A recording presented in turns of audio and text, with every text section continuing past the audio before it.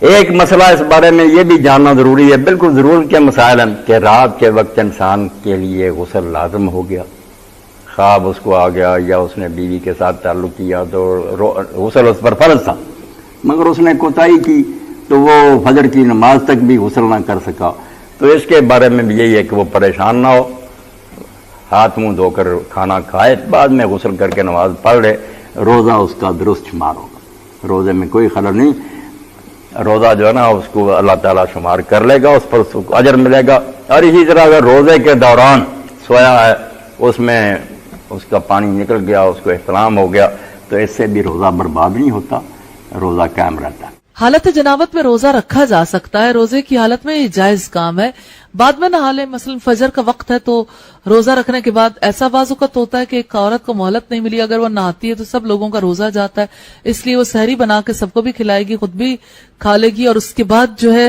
اذان ہو گئی، کوئی حرج کی بات نہیں، اذان کے بعد سہولت کے ساتھ وہ نہائے، غسل کر کے نماز ادا کرے۔ روزے کا وقت اگرچہ شروع ہو چکا لیکن ایسا کرنا جائز ہے۔ آج ہم وہ امور دیکھ رہے ہیں نا جو جائز امور ہے۔ دوسرا کلی کرنا اور ناک میں پانی چڑھانا، اس میں کوئی حرج کی بات نہیں۔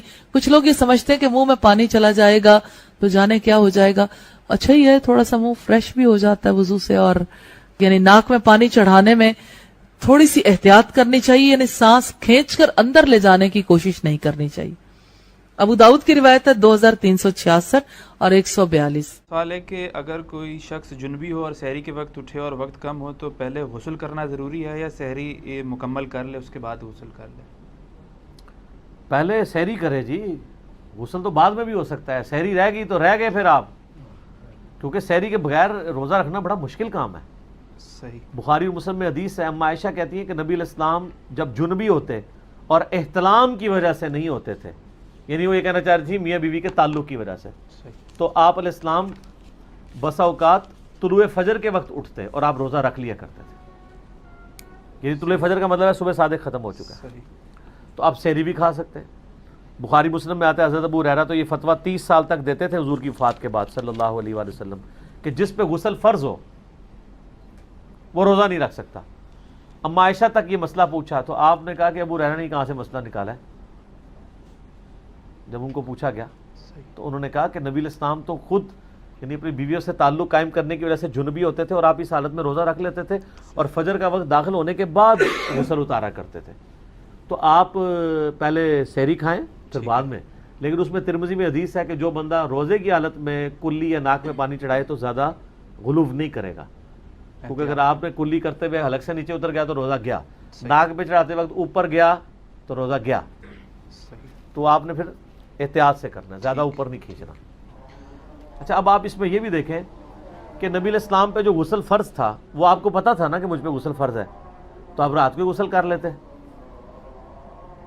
صحیح۔ احتلام والے کو تو بیچارے کو پتہ ہی نہیں ہوتا، صحیح، تو اس کیس میں بھی وہ روزہ رکھ سکتا ہے جس کو پتہ ہے کہ میں نے غسل اتارنا ہے۔ جس بیچارے کو پتہ ہی نہیں ہے کہ میں نے غسل میرے پہ صبح اٹھ کے اس کو پتہ چلا تو وہ درجہ اولا کر سکتا ہے۔ اور اس میں یہ بھی یاد رکھیں کہ اگر دوران روزہ کوئی شخص سویا دن کے وقت اور اس کو احتلام ہو گیا ہے تو اس کا روزہ نہیں ٹوٹے گا، کیونکہ اس کا اختیار تو نہیں ہے۔ غسل فرض ہو تو کیا سحری کر سکتے ہیں یا کیا روزہ بھی رکھ سکتے ہیں؟ ہاتھ دھو کر کلی کر کے سحری کر سکتے ہیں۔ اگر کسی نے روزہ بھی رکھا اس حالت میں تو روزہ فرض ادا ہو جاتا ہے اس کا، لیکن یہ کہ اگر نمازیں بھی قضا ہو جاتی ہیں تو پھر تو سخت گناہگار ہے۔ روزے میں غسل کا طریقہ، روزے میں غسل کا طریقہ کیا ہوگا؟ میں نے غسل کے دوران ناک کی نرم ہڈی تک پانی لے لیا تھا، اس کے بارے میں کیا حکم ہوگا؟ زہیب محمد انڈیا سے۔ بھائی روزے میں غرارہ نہ کریں، منہ بھر کے قلی کریں اور ناک میں نرم ہڈی تک پانی پہنچا دیں تو بس کافی ہے، بہت زیادہ اندر نہ کھینچیں اس کو۔ کہتے ہیں کہ روزے میں غسل واجب ہو گیا تو اس کے فرائض کیسے پورے کریں؟ دیکھیں پہلے بھی آپ کو سمجھایا تھا کہ حالت روزہ میں اگر آپ کلی کرتے ہیں تو غرغرہ نہیں کریں گے کیونکہ اندر جانے کا اندیشہ سے روزہ ٹوٹ جائے گا۔ اسی طرح ناک میں پانی چڑھانا اگرچہ فرض ہے لیکن حالت روزہ میں صرف اتنا پانی چڑھا لیں کہ نرم باسط تک آئے، اس سے اوپر نہ چڑھائیں ورنہ دماغ کو چڑھ گیا تو روزہ ٹوٹ جائے گا۔ تو یہ کرنا ہوگا، بلکہ یہ فرض ہے ایسا کرنا، ورنہ روزہ ٹوٹنے کے امکانات پیدا ہوں گے۔ جب افطار کر لیں تب آپ یہ دونوں فرائض کی تکمیل کرنا چاہیں تو کر لیں، اگرچہ آپ کا نہیں بھی کریں تو کوئی حرج نہیں۔ بہتر ہے کہ غسل کے دونوں فرض افطار کرنے کے بعد پورے کر لیے جائیں۔ اگر غسل جنابت کرنا ہے، سحری کا وقت ختم ہونے والا ہو تو جلدی جلدی کھا لیں پھر بعد میں غسل کر لیں۔ اور کیا ہے, تو کوئی ایسا مسئلہ نہیں ہے. آپ ساری کر لیں آرام سے, ساری کر کے فارغ ہو کے بعد میں غسل کر لیں. غسل کا وقت تو نہیں ہے نا, ساری کا وقت ختم ہو جائے. کہتے جی کہ اگر میاں بیوی ملے ہیں, اب گھر والوں اس وقت غسل کرنا ذرا سب کو پتہ لگتا, تو اگر غسل نہ کریں ساری کر کے نیت کر لیں کوئی بات نہیں, بعد میں غسل کر لیں, لیکن یہ تو نہیں نا کہ نماز بھی چھوڑ دیں. روزہ کی حالت میں غسل کا طریقہ, ماہ رمضان میں غسل کرنے کا طریقہ کیا ہے؟ تو یہ ہے کہ ماہ رمضان میں بھی اگر آپ نے غسل کرنا ہے یا باقی دنوں میں بھی غسل کرنا ہے تو اس میں کوئی فرق نہیں ہے.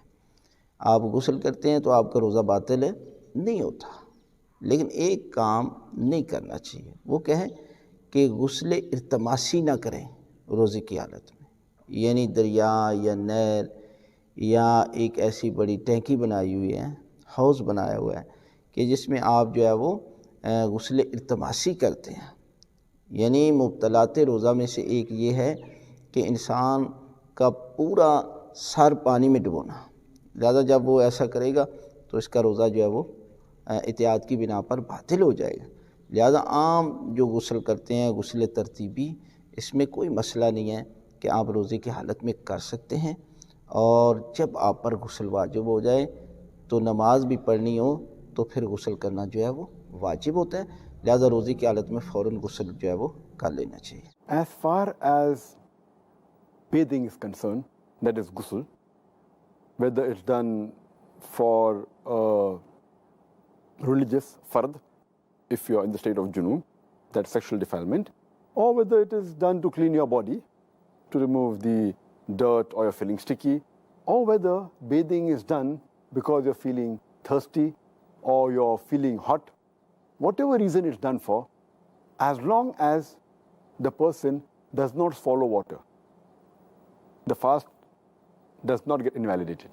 So bathing is permissible while fasting, and there are several ahadith to show that it's permitted. It's mentioned in Sahih Bukhari, volume number 3, in the book of fasting, hadith number 1926, that Aisha, may Allah be pleased with her, she says that the Prophet, he got up from his sleep in a sexually defiled state, in the state of junub, while he was fasting, and he took a bath and he continued his fast. That means bathing was obligatory here because he had intercourse with the wife, so it was compulsory, and he bathed.